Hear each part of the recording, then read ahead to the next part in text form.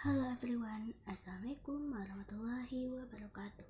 Perkenalkan, nama saya Ika Nurkhalifah, biasa dipanggil dengan Ika. Di sini saya akan menjawab atau membuat video dari tugas belajar di luar kelas hari kedua, di mana saya akan menjawab sebuah pertanyaan dengan tema kurikulum dasar kedua. Pertanyaannya sebagai berikut.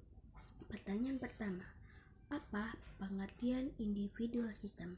Pengertian individual system adalah merupakan suatu proses belajar pada anak, suatu proses belajar yang berpusat pada anak sebagai subjek belajar. Pertanyaan yang kedua yaitu mengapa pendekatan yang dilakukan harus secara individual system? Karena tidak akan adanya secara bertahap suatu proses belajarnya jika tidak dilakukannya dengan individual system. Dan pertanyaan yang ketiga, apa tujuan yang ingin dicapai dengan melakukan pendekatan secara individual system?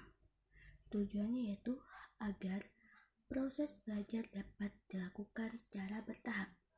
Pertanyaan yang selanjutnya yaitu di Bimba, guru dan murid mempunyai atau memiliki perannya masing-masing. Sebutkan peran guru dan juga murid. Peran murid yaitu peran guru sebagai fasilitator dan juga motivator, dan peran murid sebagai subjek belajar. Pertanyaan selanjutnya, apa perbedaan antara metode individual system dengan classical system? Metode individual system adalah merupakan suatunya yang dimana pada saat yang sama setiap anak mendapatkan materi yang sama, tetapi dapat diukur dari kemauan dan juga kemampuan pada anak. Serta classical system adalah semua anak pada saat yang sama akan mendapatkan materi yang sama. Pertanyaan selanjutnya, bagaimana cara yang dilakukan motivator agar dapat melakukan pendekatan secara individual system? Caranya yaitu harus mengenal karakter dan memberikan reward kepada anak. Dan pertanyaan selanjutnya, apa dampak yang akan terjadi bila pendekatan dilakukan secara individual system? Dampaknya anak akan menjadi senang, menjadi semangat, menjadi antusias dalam proses belajarnya. Lalu pertanyaan selanjutnya, apa pengertian variance skill? Pengertian variation skill yaitu kemampuan yang harus atau kemampuan yang dimana memiliki setiap motivator dalam memvariasikan aspek belajar. Dan selanjutnya, mengapa kegiatan belajar harus divariasikan? Karena anak itu sendiri mempunyai rentang konsentrasi yang pendek, yang dimana anak tersebut cepat mudah merasa bosan, merasa jenuh, merasa mudah teralihkan, dan lain sebagainya. Lalu pertanyaan selanjutnya, apa tujuan yang ingin dicapai dengan memvariasikan kegiatan belajar?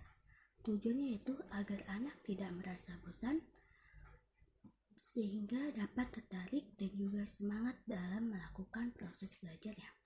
Pertanyaan selanjutnya yaitu sebutkan 3 aspek belajar. Ada kemampuan kognitif, ada kemampuan afektif, dan ada kemampuan psikomotorik. Dan pertanyaan selanjutnya, kegiatan apa yang termasuk aspek kognitif? Kegiatan ini yang termasuk kegiatan aspek kognitif adalah kegiatan yang berkaitan dengan hati dan juga perasaan suka maupun duka maupun tidak suka. Pertanyaan selanjutnya, kegiatan apa yang termasuk aspek afektif?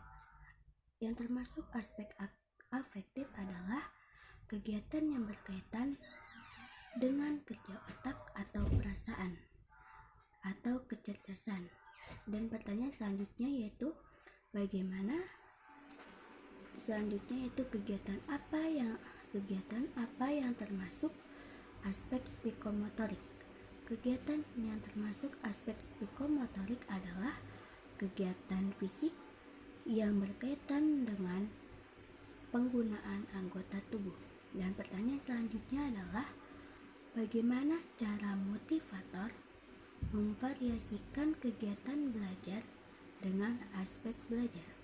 Caranya yaitu motivator harus mengetahui terlebih dahulu tentang kemampuan kognitif, tentang kemampuan afektif, tentang kemampuan psikomotoriknya. Lalu pertanyaan yang terakhir yaitu pertanyaan yang ketiga. Pertanyaan yang ketiga di sini, apa yang dimaksud dengan the law of effect atau hukum akibat? Yang dimaksud dengan hukum akibat adalah ketika kita melakukan suatu kegiatan yang menyenangkan, maka akibatnya akan diulang. Pertanyaan yang kedua yaitu apa yang dimaksud dengan hukum latihan?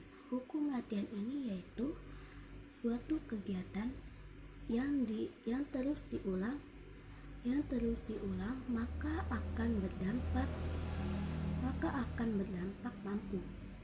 Dan yang ketiga yaitu apa yang dimaksud dengan hukum kesiapan. Yang dimaksud dengan hukum kesiapan adalah ketika seorang semakin mampu maka semakin siap dan terampil, serta prosesnya pun akan semakin menyenangkan.